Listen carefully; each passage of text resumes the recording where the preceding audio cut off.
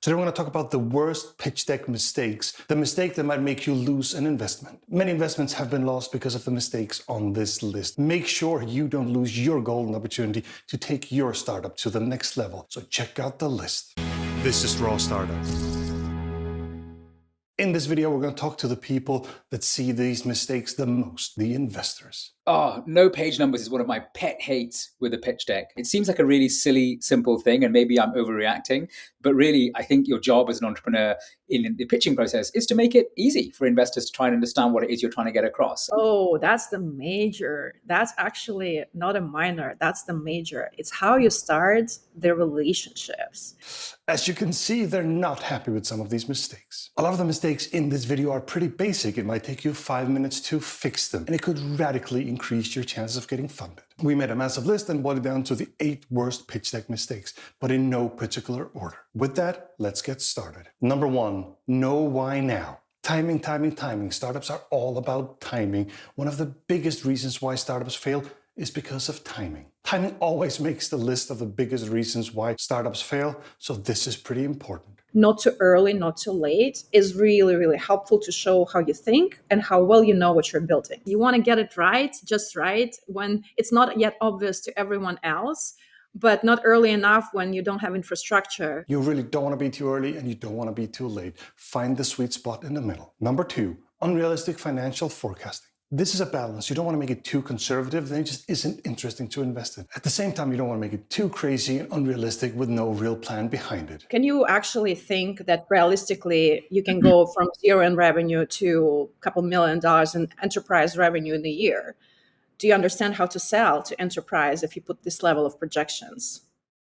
That's my typical question. I become very skeptical when people don't really understand how much money it can actually deliver and how hard it is to set up the proper sales organization. The problem with unrealistic financial expectations or financial projections is that basically it shows that you don't really understand your business. The reality is that selling is hard. It takes money, it takes time. There's always a lot of failure, particularly in the early days before it takes off. And so if you put in numbers which suggest you're going to explode straight away, the question immediately from an investor is, well, is this realistic? And if it isn't, then does that mean that you don't really understand how this business is going to work? It's not the numbers themselves are not the issue. The issue is the credibility that you can lose by seeming like you don't really understand what it takes. As with business plan, as with everything, it's the plan that matters and the rationale behind plan. This is also about trust and credibility, and you can easily lose credibility here. If it's too crazy, you come across as a little bit naive. Number 3, no page numbers. Yeah, this is more important than you think. Just get it done. It takes 2 minutes, and it'll be a lot easier for the investors too. Oh, no page numbers is one of my pet hates with a pitch deck. If you think about it, I'm a VC, so I work within a firm. We're a team of people. We all look at every company that we take seriously at any level. And so a big part of what we do is share the material and talk about it and discuss it on chat, on Slack, on phone calls, in person, etc.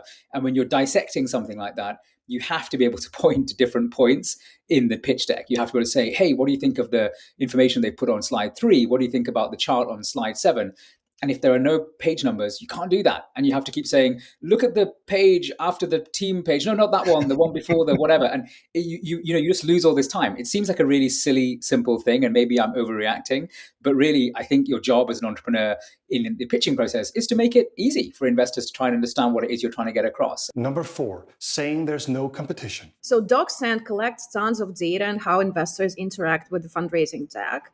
And it shows that on average, an investor spends 51% more of their time on the slide about competitors than on any other slide in the deck, especially in the last couple of years. This is an incredibly interesting data point. According to DocSend, investors spend 51% more time on the competition slide than the other slides. Which is that it's not just the content, it's also the credibility that you're building for yourself by providing the slide. So when someone says they don't have competition, that generally means one of 3 things. Either it's true, they really don't have competition. It's a totally unique company, pretty unlikely in most cases. Secondly, that they do have competition, but they're scared of mentioning who they are because they think that that will scare off the investors. That's not a great sign for someone who has the ambition and the energy to take on competition. Or the third is they haven't really bothered to spend the time to do the proper analysis on who their competition is. And that's almost the worst, right? That's someone who is going into this without understanding what they're getting into. So I think it's about credibility. Always have a competition slide, admit that there are other people that are related to what you do, and then talk about why you're not worried about them and why you're doing something different. That's okay. You should position yourself as being the winner in that competitive slide, but at least admit that they exist. Number 5, a deck that is not self-explanatory requires voiceover. Most of the time, a deck really isn't presented by a founder. It floats around between people that are interested in investing, but they've never actually seen the founder. At that point, there has to be enough text so that whoever reads it can understand it. This is an important role for the deck, being sent around among people. I'm a VC, so I work within a firm. We invest very much as a team, and we pass things around between the team in order to be efficient, in order to get the best thinking from the different members of our team onto every single company that we look at. And that means that we don't always get to all meet an entrepreneur in person. Often one or two of us will, depending on timing, but then we will pass this deck around that you've sent to us, and other people will read about your company. Given that that's what happens, I think it's the entrepreneur's job to ensure that that deck is produced and engineered in a way that anyone who receives it as an attachment to an email or in a CRM can just step through the pages and understand the basic narrative of what's going on. With that, if you don't do that, you're just adding barriers to your company being considered within a firm, especially if it's a team of people. I would recommend having one big deck that explains everything in text. Then when you do live presentations, you can use a lighter deck where you take out the text, but that deck is never sent to anybody. Number 6, no go-to-market plan. There obviously has to be some kind of plan here. Customers or users are probably not going to come by themselves. We look at products, and then we look at distribution, right? We look at the quality of the product, team, and so on and so forth. But equally or even more important is how you're going to hand it to the hands of your customers, how you're going to know who your customers are, how you're going to collect the feedback and implement that into the future growth of the company. And unless you have a clear strategy behind that, it's really hard to believe in your ability to build this company. Startups, especially in the early days, are very, very capital constrained. So you're never going to get distribution for your product just by buying it, because there will be someone who will have more cash than you to do that better and at bigger scale than yourself. So there has to be something clever about how you're going to get distribution, whether that's to end consumers because you're a social network, whether that's enterprises because you're a SaaS company. It doesn't really matter who your end customer or user is. You've got to figure out how you're going to get scale and do it in some clever, really, really cost-effective, capital light way. And if you haven't even thought about that, again, it suggests that you're living in a world where you think as long as you build the right thing, people will come. And that's actually rarely the case, right? There are many, many cases where the best product lost out because the one that marketed itself or sold itself better actually won. So that's what you've got to think about. And you can't just do exactly what everybody else is doing. There has to be a little bit of creativity behind the go-to-market plan. Number 7, DocSend with no download option. DocSend is used by many startups to send the pitch deck to investors. And you actually have an option to choose if you want to have a download link on there or not. Well, it does look like the investors have an opinion about that. Oh, that's the major. That's actually not a minor. That's the major. It's how you start the relationships. And I love starting the relationship with trust. Trust is yours to lose versus mine to gain. And I think when you send me a pitch deck that has no option to download and share it with people whose opinion might help me to make an educated decision about your company, is a red alert. That means you don't trust me. If you don't trust me, how can you consider me as a partner for the next 10 years? Most investors are highly mobile people. Most of us are constantly traveling on planes, on trains, in cars and everything else. We're often not online. We're often in places with bad connections. Having to connect to the internet and download a bunch of graphics every single time we need to remember one particular slide on your deck is unbelievably painful.